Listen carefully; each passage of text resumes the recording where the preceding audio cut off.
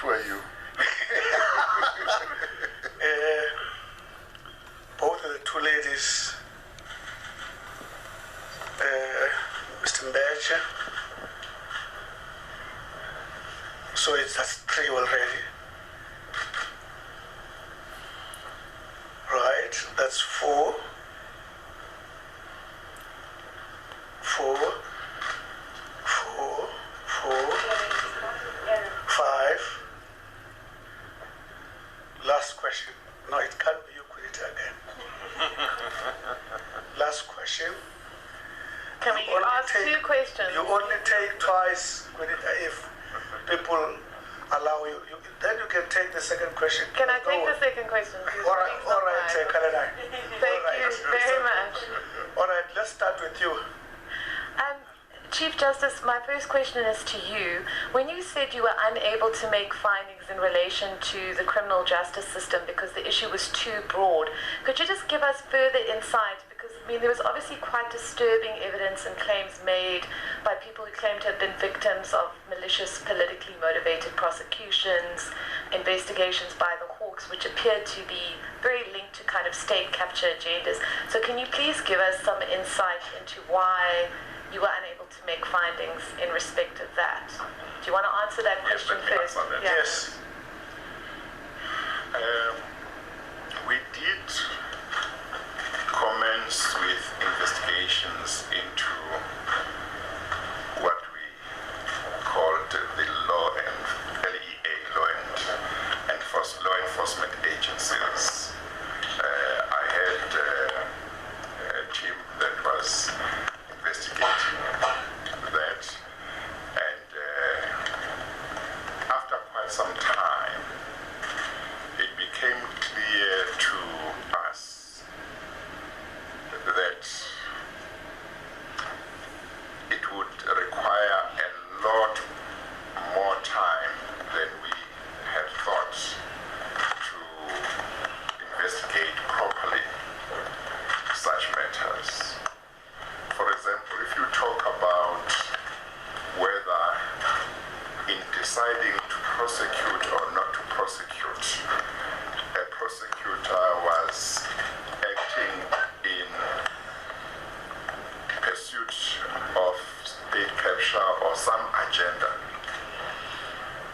it's not always very easy to get evidence that will show that, because you have got to leave room for the fact that the prosecutor could make that decision in good faith but be wrong. So just because he or she might turn out to have been wrong doesn't necessarily mean that she made that decision in pursuit of some agenda. So it's something that requires quite thorough investigation. But also in terms of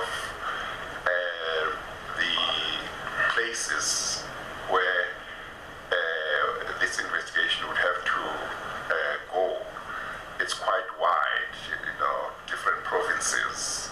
So some investigation was started, but it became clear that if we were going to do a proper job, it would require much more time, whereas there was quite a feeling that the commission must complete the work in terms of what it had already started looking at, and basically the issues that Public Protector Thuli Madonsela had identified.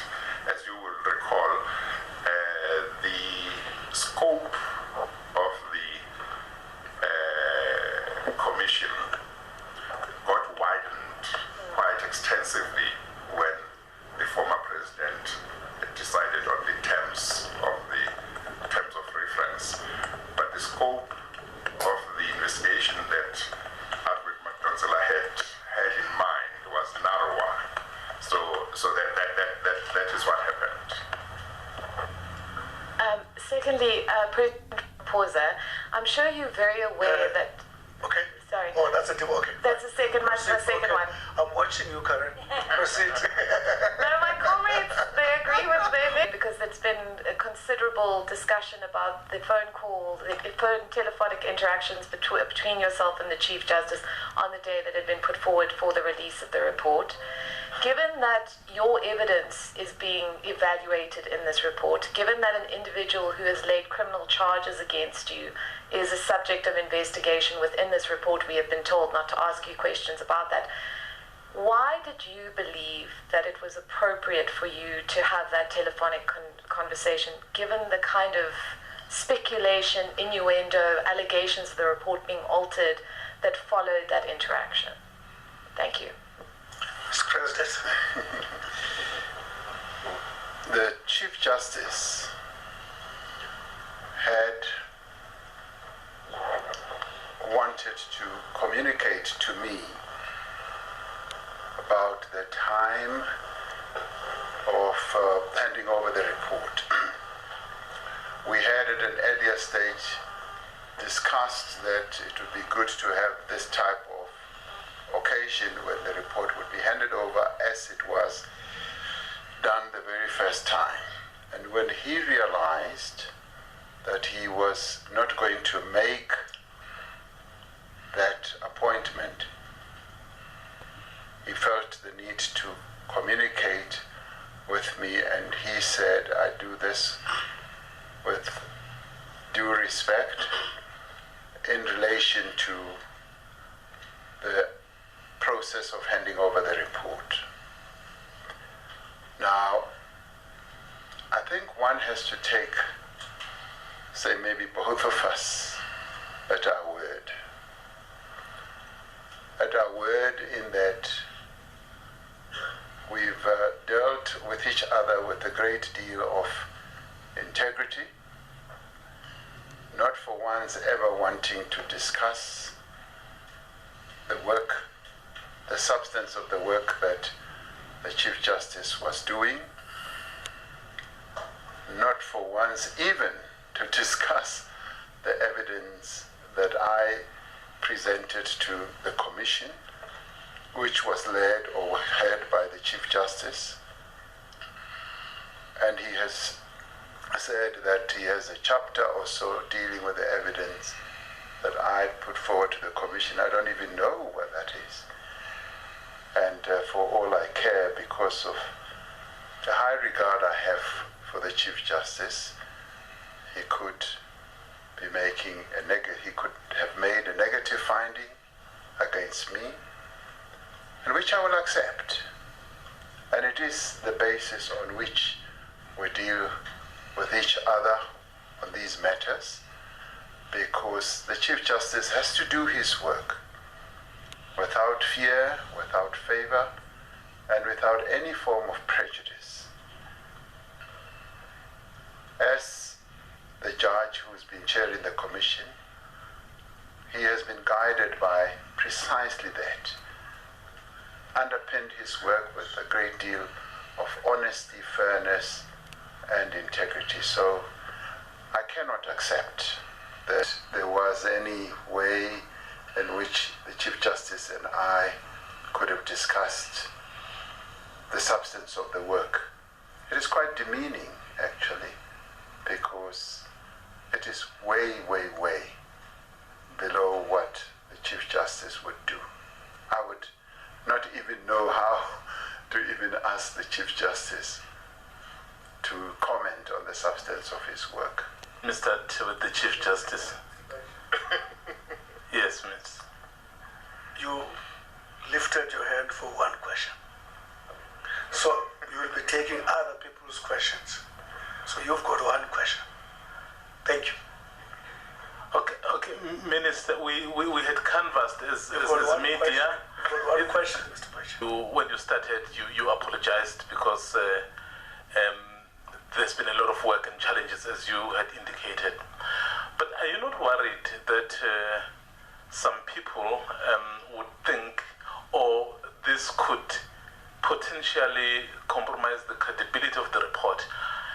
And obviously you will not use social media as your measure, but you can't simply ignore it because those are even going as far as saying, hey, something's being edited and stuff like that. I know you not want to put substance to that, but the essence of this question, are you not worried that this could compromise the credibility of the report, no matter how good it is? If there are some people, let's say within your executive, that are implicated, you will take action. I know both of us haven't read it because it's not available on the internet as yet. In the event, some of your ministers, or even yourself, is implicated in this report, would you take action? Thank you. Thank you, Mr. Ngweja. You've asked 2 questions. We accept that. And Mr. President? Oh, you start with me. Okay. Yeah. Thank you very much, Minister. I don't know what is in this latest report. Like you, I'm going to start reading it tonight. And I'll go through it very, very carefully on my flight to Cape Town. And I will be making markings and notes. And of course, once one has gone through that, we will be able to form a view. And it is this that I have said. I will, within 4 months, be able to present to Parliament a full implementation plan in terms of what we are going to do. I know you and many other people will be impatient, wanting immediate action tomorrow morning, but I think we have to follow the process. Thank you, Minister. Well, Mr. Mbeje, I have had occasion quite a few times over the past 4.5 years to emphasize how important I think the work of this commission was. I have indicated the lengths to which I have gone to try and make sure that if anything goes wrong, it shouldn't be because we didn't try to make sure that things were done right. That has been my approach, that has been the approach of the Commission. But it doesn't mean that there aren't situations where we have found ourselves in a situation that we would have preferred not to be in. Difficult to avoid most of those delays, if not all of them. But I am satisfied that we have done all that we could to make sure that if anything is found wrong with the report by a court, it should not be because we treated the report in a manner that didn't show that we appreciate how important it is. No, you've been on fire, Benny. Question is for Chief Justice Raymond Zondo. My name is Konita Hanja from News 24. Chief Justice, it has been 4.5 years where a lot has happened. As you said, a former president went to jail for defying this very inquiry. Doesn't happen every day. Just to ask you to follow up on my colleague, in hindsight, do you wish that you've done anything differently in this process? Do you have any regrets from these last 4.5 years? And what has been a silver lining for you? If there's just one silver lining of these 4.5 years and this report that's sitting here, what would that be? Thank you very much. Chief Justice. Thank you very much.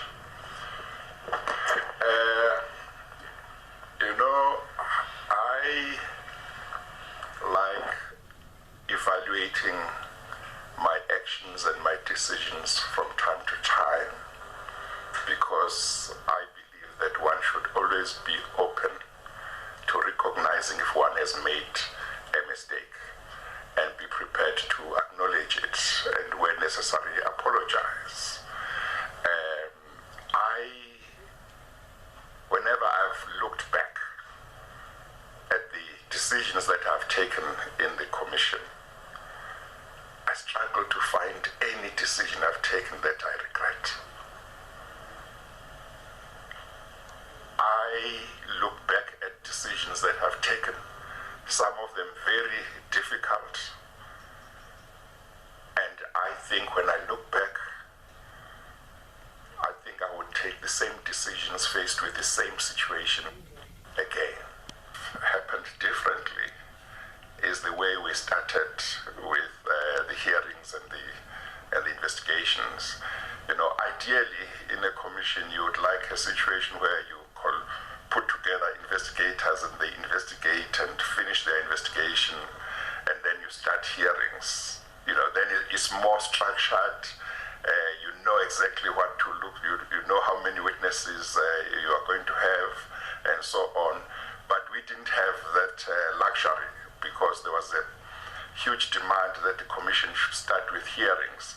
So as we were hearing some evidence, the investigators were continuing to investigate, and as a result of that, you would find that in the morning we might be hearing the evidence of a witness under ESCOM, but in the afternoon we are hearing evidence from a witness under Transnet. Time that we had, we didn't want to say we want to hear evidence relating to ESCOM until we have finished all of it and then go to Transnet. If we did it that way, we would not be done by now. So that's the part that we didn't have much of a choice on. Implemented in its entirety, it will sufficiently protect South Africa state from being captured using the ways that you've uncovered during your hearings here? Is it a good enough firewall for the future?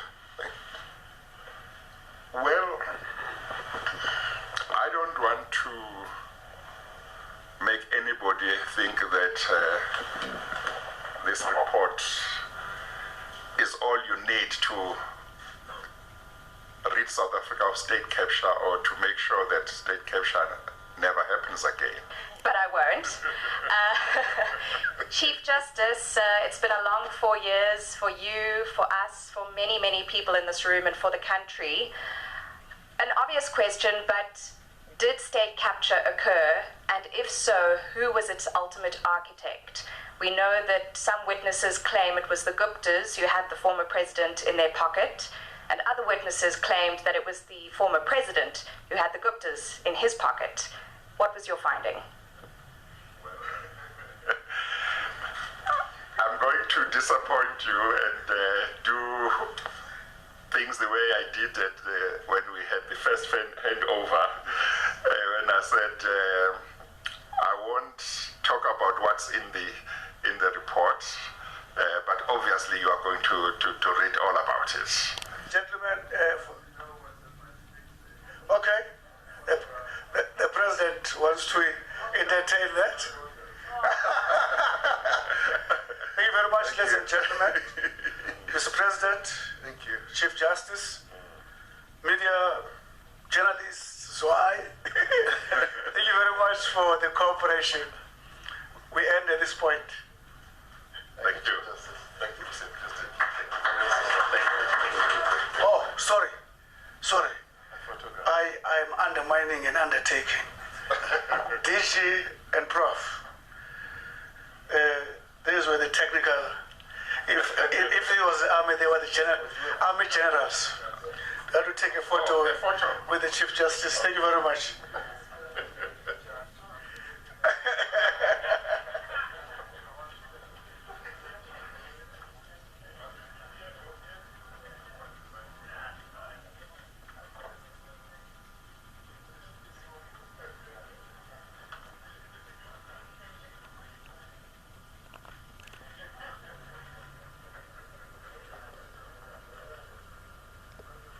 Maybe we may also ask the commissioners to also join it's very important.